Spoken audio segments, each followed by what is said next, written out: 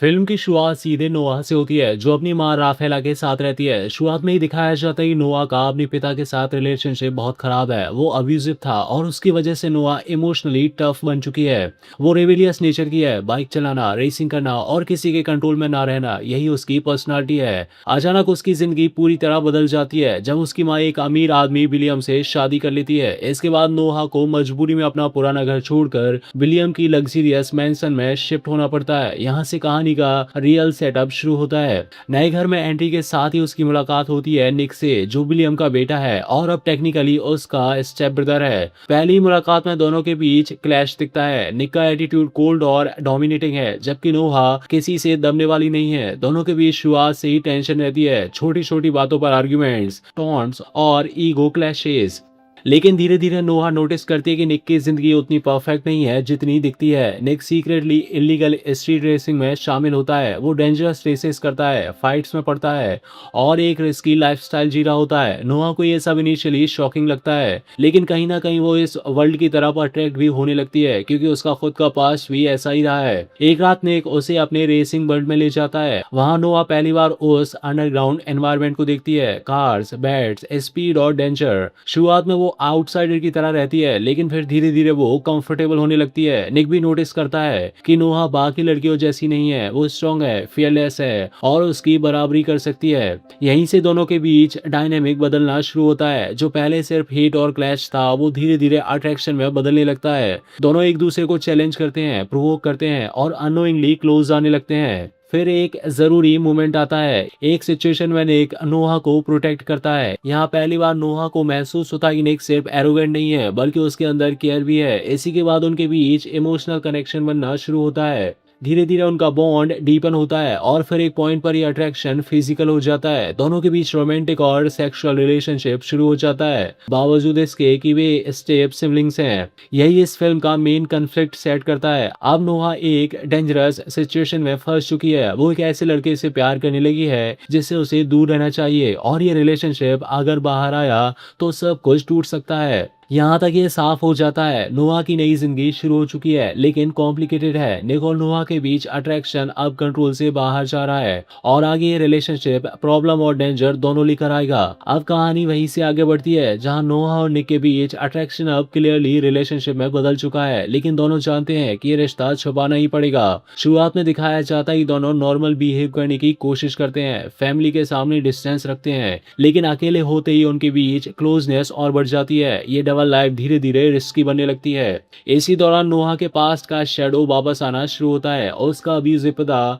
जिससे वो भागकर दूर आई थी, फिर से इनडायरेक्टली उसकी जिंदगी में घुसने लगता है। शुरुआत में ये सिर्फ हिंट्स के रूप में आता है, सस्पिशियस कॉल्स, अननोन प्रेजेंस, लेकिन धीरे धीरे खतरा रियल बनता जाता है। नोहा अंदर से डरने लगती है, लेकिन वो इसे ओपनली किसी से शेयर नहीं करती। दूसरी तरफ निक की दुनिया भी शांत नहीं है। उसका इन्वॉल्वमेंट इलीगल रेसिंग और शहरी लोगों के साथ बढ़ता जा रहा होता है। एक सीन में दिखाया जाता है कि उसका कन्फ्लिक्ट कुछ डेंजरस लोगों से हो जाता है, पैसे, रेस या ईगो के कारण। इससे साफ हो जाता है कि निक सिर्फ थ्रिल के लिए नहीं, बल्कि एक डेंजरस सर्कल में फंस चुका है। अब दोनों की प्रॉब्लम्स एक साथ टकराने लगती हैं। नोहा इमोशनली अनस्टेबल होने लगती है, क्योंकि उसे अपने पास्ट का डर भी है और प्रेजेंट का रिस्क भी। निक उसे प्रोटेक्ट करने की कोशिश करता है, लेकिन उसका तरीका एग्रेसिव होता है, फाइट्स, थ्रेट्स और कंट्रोल।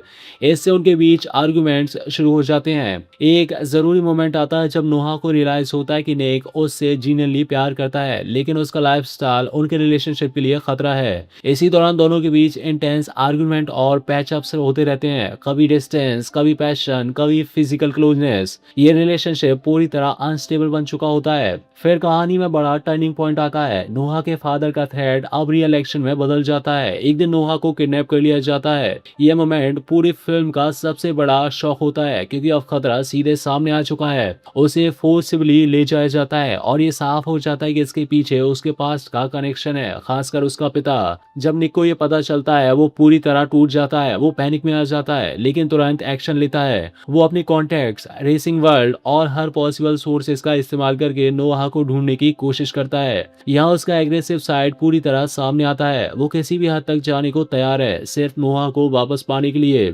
इसी दौरान कई कन्फ्रंटेशंस होते हैं। निक उन लोगों से भिड़ता है जो इस किडनैपिंग में शामिल होते हैं। फाइट्स, थ्रेट्स और चेस सीक्वेंस के बीच वो धीरे धीरे नोहा तक पहुंचने के करीब आता है। उधर नोहा कैप्टिविटी में होती है, डरी हुई लेकिन पूरी तरह हेल्पलेस नहीं। उसका कैरेक्टर यहाँ स्ट्रॉन्ग दिखाया जाता है। वो मेंटली टूटती नहीं है बल्कि सरवाइव करने की कोशिश करती है। यहाँ तक सिचुएशन पूरी तरह पीक पर पहुंच जाती है। नोहा किडनैप्ड है और डेंजर में है। निको से बचाने के लिए सब कुछ रिस्क कर चुका है और अब फाइनल कन्फ्रंटेशन होने वाला है जहाँ ये तय होगा कि वो उसे बचा पाएगा या नहीं। अब कहानी सीधे उस पॉइंट से आगे बढ़ती है जहां नोहा किडनैप हो चुकी है और निको से बचाने के लिए हर पॉसिबल रास्ता इस्तेमाल कर रहा होता है। शुरुआत में दिखाया जाता है कि निक क्लूज जोड़ते हुए उस लोकेशन तक पहुंचने की कोशिश करता है जहां नोहा को रखा गया है। वो अपने कॉन्टैक्ट्स, रेसिंग वर्ल्ड और पुराने कनेक्शंस का इस्तेमाल करता है। हर कदम पर रिस्क बढ़ता जा रहा होता है लेकिन उसके लिए अब सिर्फ एक ही गोल है, नोहा को वापस लाना। उधर नोहा कैप्टिविटी में होती है। उसे एक आइसोलेटेड जगह पर रखा गया है और अब साफ हो जाता है कि इसके पीछे उसका फादर है, वही आदमी जिससे वो हमेशा भागती रही है। उसके बिहेवियर से साफ दिखता है कि वो कंट्रोलिंग और डेंजरस है और नोहा को वापस अपनी लाइफ में खींचना चाहता है। नोहा डरती जरूर है लेकिन पूरी तरह टूटती नहीं। वो मौका ढूंढती रहती है कि कैसे बचा जाए। इसी दौरान निक फाइनली उस जगह तक पहुंच जाता है। इसके बाद कहानी सीधा कन्फ्रंटेशन में बदल जाती है। निक बिना सोचे समझे अंदर घुसता है। फाइट्स होती हैं, फिजिकल क्लैशेस होते हैं और पूरा माहौल कैओटिक हो जाता है। वो उन लोगों से भिड़ता है जो नोहा को रोके हुए हैं। यानी का एग्रेसिव और प्रोटेक्टिव साइड पूरी तरह सामने आता है। वो सिर्फ लड़ नहीं रहा बल्कि डेस्परेटली नोहा तक पहुंचने की कोशिश कर रहा है।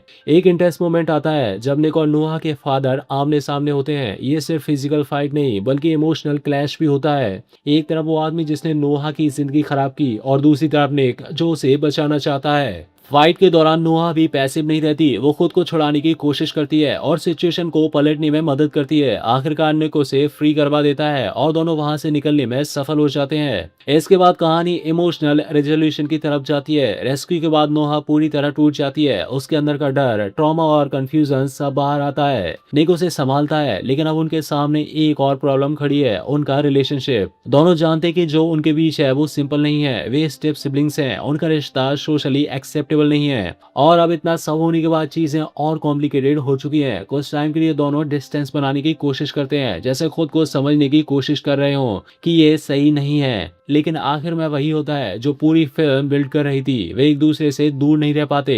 निक और नोहा फिर से साथ आते हैं, इस बार ज्यादा क्लैरिटी और होनेस्टी के साथ। अब उनका रिश्ता सिर्फ अट्रैक्शन नहीं बल्कि इमोशनल बॉन्ड बन चुका होता है। ऐसा बॉन्ड जो हर कन्फ्लिक्ट के बावजूद टिक गया। फिल्म के अंत में साफ दिखता है नोहा ने अपने पास्ट का सामना कर लिया। निक ने प्रूव कर दिया कि वो सिर्फ रेकलेस नहीं बल्कि डीपली केयरिंग है और दोनों ने अपने रिलेशनशिप को एक्सेप्ट कर लिया, चाहे वो कितना भी कॉम्प्लिकेटेड क्यों ना हो। कहानी यहीं खत्म होती है, ना पूरी तरह सेफ एंडिंग, ना पूरी तरह परफेक्ट, बल्कि एक ऐसी एंडिंग जहां प्यार मौजूद है लेकिन उसके साथ रिस्क और कॉम्प्लिकेशंस भी हमेशा रहेंगे। और यहीं माय फॉल्ट का हमारा एक्सप्लेनेशन खत्म हो जाता है। मिलते हैं अगले पार्ट में। धन्यवाद।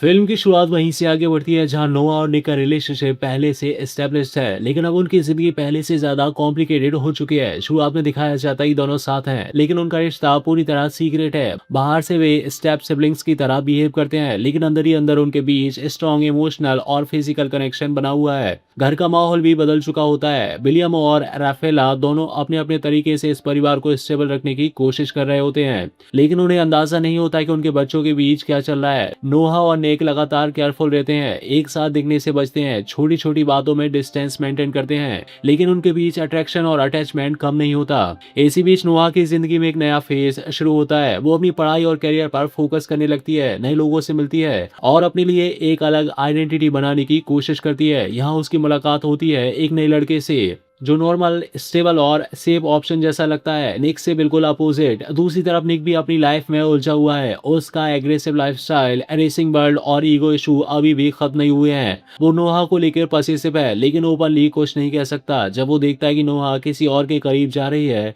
तो उसके अंदर जेलेसी और इनसिक्योरिटीज बढ़ने लगती हैं। यहीं से कन्फ्लिक्ट शुरू होता है। नोहा खुद कंफ्यूज हो जाता है। एक तरफ निक है जिससे वो डीपली जुड़ी हुई है, दूसरी तरफ एक नॉर्मल लाइफ का ऑप्शन है जहाँ कोई रिस्क नहीं है। वो खुद को समझाने की कोशिश करती है कि शायद निक से दूर रहना ही सही है, लेकिन इमोशनली वो उससे कट नहीं कर पाती। फिर रिलेशनशिप में क्रैक्स और साफ दिखने लगते हैं। निक और नोआ के बीच आर्ग्यूमेंट्स बढ़ने लगते हैं, ट्रस्ट इशू, जेलेसी और कंट्रोल की वजह से। निक कई बार ओवर रिएक्ट करता है, फाइट्स करता है और नोआ को इनडायरेक्टली पुश करता है कि वो उससे दूर चली जाए। नोआ को लगता है कि निक बदल नहीं सकता और ये रिश्ता उसे हर्ट ही करेगा। इसी दौरान एक इमोशनल मोमेंट आता है। नोआ डिसीजंस लेने की कोशिश करती है कि वो निक से डिस्टेंस बनाएगी। वो प्रैक्टिकल बनने की कोशिश करती है, खुद को कन्विंस करती है कि ये रिलेशनशिप फ्यूचर में काम नहीं करेगा। लेकिन दूसरी तरफ निक इस डिस्टेंस को एक्सेप्ट नहीं कर पाता। वो इंटरनली टूटने लगता है। गुस्सा, फ्रस्ट्रेशन और लॉस का डर सब एक साथ उसके बिहेवियर में दिखने लगता है। नोहा और निक का रिलेशनशिप अब पहले जैसा स्टेबल नहीं रहा। नए लोग और नई सिचुएशंस उनके बीच आ चुकी हैं और अब उनका रिश्ता सबसे बड़े टेस्ट में जाने वाला है।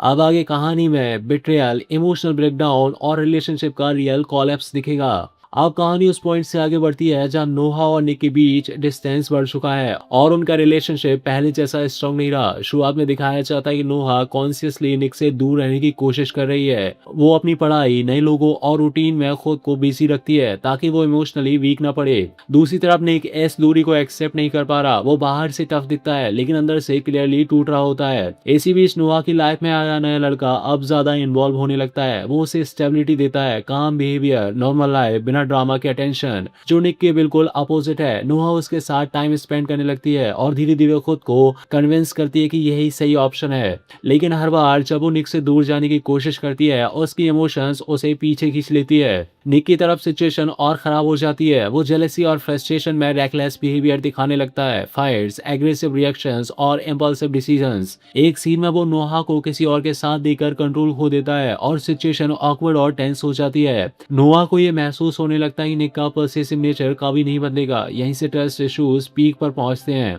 दोनों के बीच लगातार आर्ग्यूमेंट होते हैं। नोहा उसे ब्लेम करती है कि वो उसे सफोकेट करता है। निक उसे एक्यूज करता है कि वो उसे रिप्लेस कर रही है।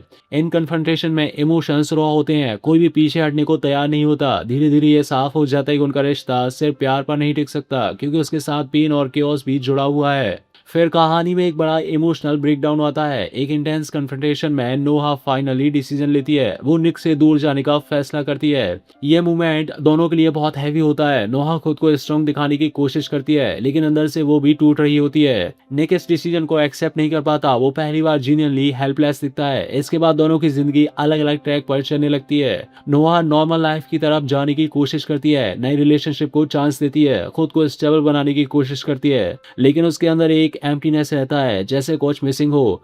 दूसरी तरफ निक और ज्यादा डार्क फेज में चला जाता है। वो रेकलेस हो जाता है, रेसिंग, फाइट्स और सेल्फ डिस्ट्रक्टिव बिहेवियर में और डूब जाता है। यहाँ साफ दिखता है कि वो नोहा के बिना खुद को संभाल नहीं पा रहा। लेकिन स्टोरी यही नहीं रुकती। धीरे धीरे सिचुएशन फिर दोनों को आमने सामने लाती है। चाहे वे कितनी भी दूर जाने की कोशिश करें, उनकी लाइफ्स बार बार इंटरसेक्ट होती हैं। हर बार जब वे मिलते हैं पुराने इमोशन सरफेस पर आ जाते हैं, एंगर, अट्रैक्शन, रिग्रेट, सब एक साथ। यहाँ तक क्लियर हो जाता है नोहा और निक ऑफिशियली अलग हो चुके हैं। दोनों अपनी अपनी जिंदगी में आगे बढ़ने की कोशिश कर रहे हैं लेकिन उनका कनेक्शन अभी भी खत्म नहीं हुआ है। अब आगे क्लाइमैक्स में ये तय होगा क्या वे वापस साथ आएंगे या हमेशा के लिए अलग हो जाएंगे, और यही उनकी कहानी का सबसे बड़ा इमोशनल टेस्ट होगा।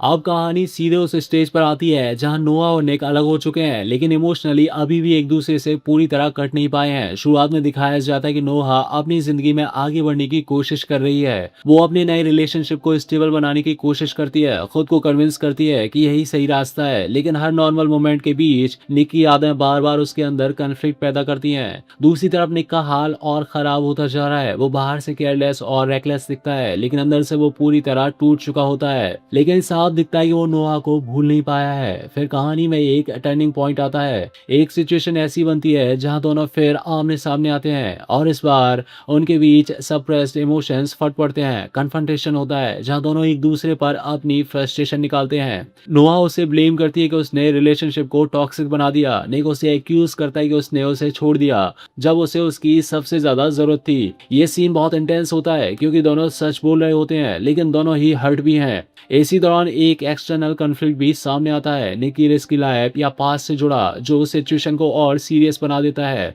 ये कॉन्फ्लिक्ट दोनों को रियलाइज कराता है कि वे चाहे जितना दूर जाने की कोशिश करें, वे एक दूसरे की जिंदगी से पूरी तरह अलग नहीं हो सकते।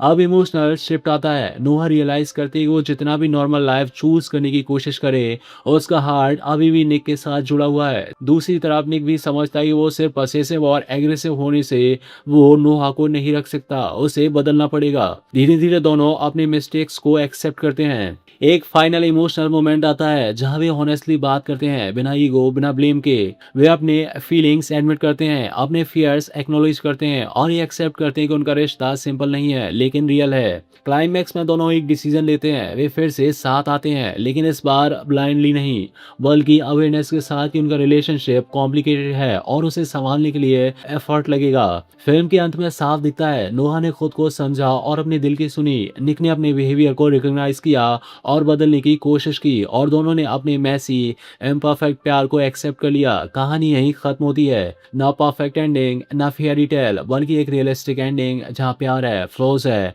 और दोनों को साथ लेकर चलना है। यही इस ट्रायलॉजी का इमोशनल पे ऑफ बनता है। और यहाँ हमारा योर फॉल्ट का एक्सप्लेनेशन खत्म हो जाता है। मिलते हैं नेक्स्ट पार्ट में। धन्यवाद।